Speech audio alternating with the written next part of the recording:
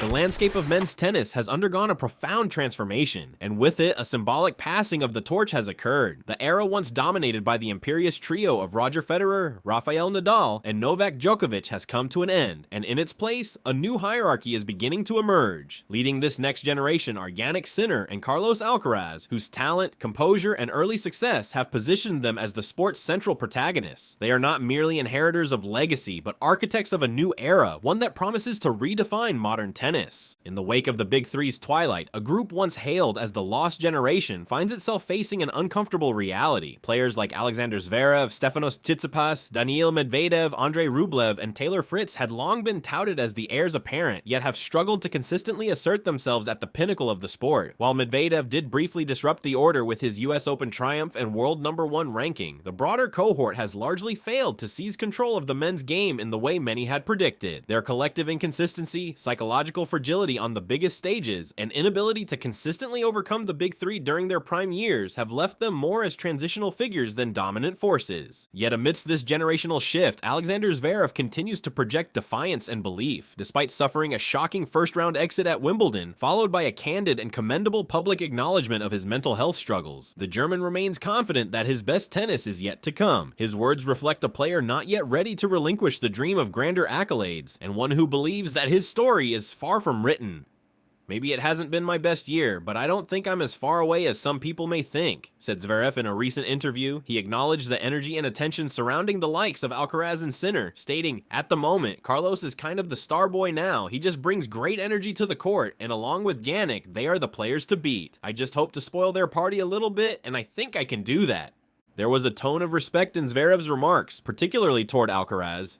"Carlos is a great guy, he is fun to be around, and he always has a smile on his face. If he can avoid any controversies, he is going to be very, very loved by tennis fans." That comment may have carried an undertone of awareness, perhaps a nod to the pressures that come with fame and the fine line between adoration and scrutiny in the modern sporting world. Statistically, Zverev still holds ground against his two younger rivals. He leads Sinner in their head-to-head by a margin of 4-3, and narrowly edges Alcaraz 6-5. He remains ranked number 3 in the world, with a respectable 35-14 record and one title to his name this season. These numbers suggest that while the perception may be of a player being surpassed, the reality is more nuanced. His pursuit of improvement and resurgence has taken a notable turn in recent weeks. Zverev was spotted training at the Rafa Nadal Tennis Academy, alongside Toni Nadal, the legendary coach and uncle of Rafael Nadal. This move fueled speculation about possible additions to his coaching team. After Wimbledon, when asked about this, Zverev responded cautiously, "Possibly. As I said, it's a different feeling right now for me. I can't speak for the moment, but I think I'll have answers by Canada."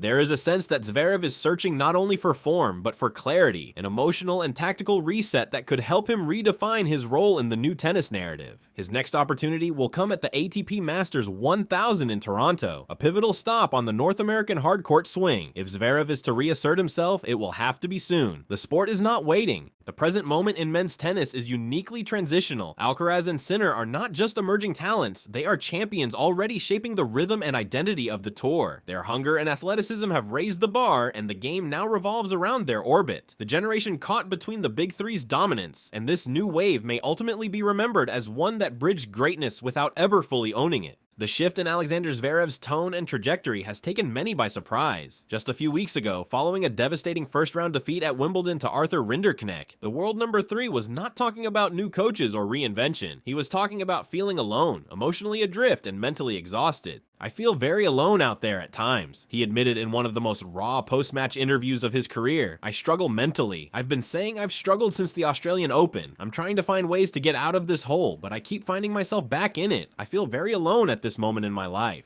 This wasn't a player worried about tactical tweaks. This was someone grappling with burnout, isolation, and a loss of joy even in moments of success. "It's not even necessarily about tennis," Zverev said. "I lack joy outside of tennis. Even when I am winning, like at Stuttgart, it's not necessarily a feeling I used to get, where I was happy, over the moon, motivated to keep going. It's not there for me anymore."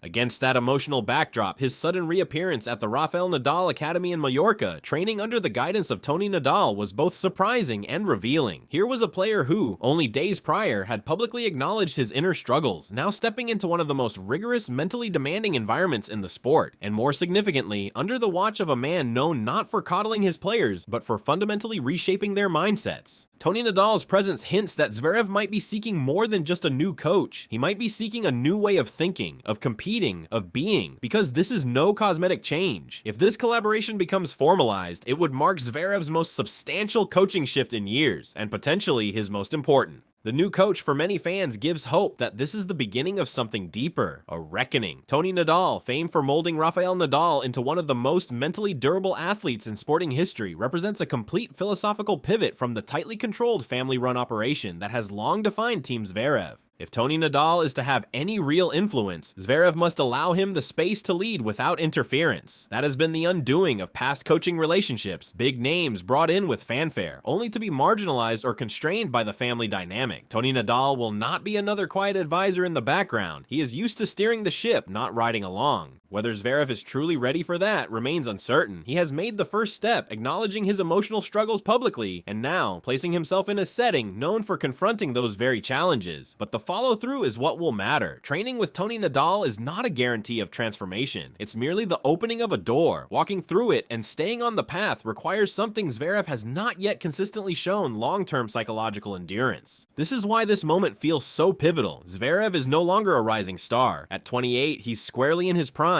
He's come close, an Olympic gold medal, Grand Slam finals, Masters titles, but has repeatedly fallen short in the matches and moments that define legacies. He has all the tools, the physique, the shot making. What he's lacked is emotional steadiness under pressure and joy in the grind. That's exactly what Toni Nadal specializes in rebuilding. His approach, slow, disciplined, relentlessly process-oriented, may be what Zverev needs to finally close the gap between potential and achievement, but it will only work if he surrenders to the process, opens himself to discomfort, and allows old habits to be stripped away. And perhaps that willingness is already starting to emerge, because no one, especially not a proud, accomplished player like Zverev, goes from saying, "I feel very alone," to training under Toni Nadal by accident. That's not a PR move. That's a player reaching for something more than results. He's reaching for clarity. And if Rafael Nadal plays a supporting role, even informally, the psychological weight of that influence could be enormous. Just being around the ethos of that academy, where resilience, humility, and inner peace are as important as forehands, might offer Zverev the perspective he's been missing.